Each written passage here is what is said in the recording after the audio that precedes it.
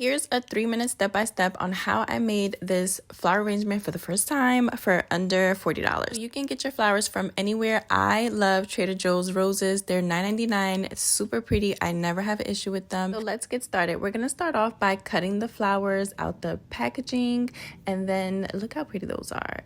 So I normally don't like to keep the leaves on. I like to take them off. This is a quick maybe like 5 minutes. You take all the leaves off. You can leave them on if you want. It's whatever your preference is. So these are how the roses are going to look once you take all the leaves off. I just like the clean look.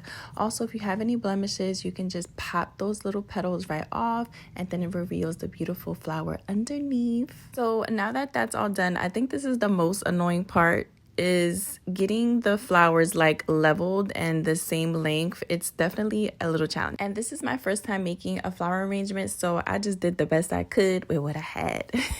So I definitely didn't have all the materials that I needed. So to keep the flowers together, I didn't have a rubber band, so I used this blue tape because we're using what we have. Next time I'll be a little more prepared. So now that we have our flowers taped up, we're moving on to the next part of this show. I got this velvet ribbon from Michael's. It was $4.99, I believe, super cheap. And then I got the wrapping paper from Amazon. I think this was under $10. I'm going to link this wrapping paper that I use in my Amazon storefront. Shipping was super quick. I literally got this the next day.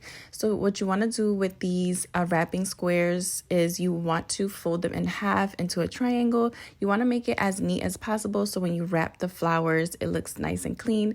Remember, this is my first time, so it's definitely not perfect, but the second time will be much easier. You also are going to want to grab some double-sided tape. I didn't have any, so I was kind of struggling a little bit, because you're going to want to tape these onto each other. For this bouquet of 24 roses, I used 4 wrapping squares folded in triangles, and that was just enough. Once I had my wrapping squares laid nice and neatly, I got my tape. Remember, I didn't have the double-sided tape, so I just used regular Scotch tape and made it work for me. I'm going to tape the squares all to each other. I only needed 1 piece of tape per square. I didn't really need much, and that was just enough. Next up, we're going to roll the flowers just like this. So as a newbie, this was definitely the second hardest part of this arrangement, because you don't want it to look all wrinkled and just random. So I definitely try my best to make it look neat and clean. I then got some clear Scotch tape again, and I kind of taped the flowers together to close it.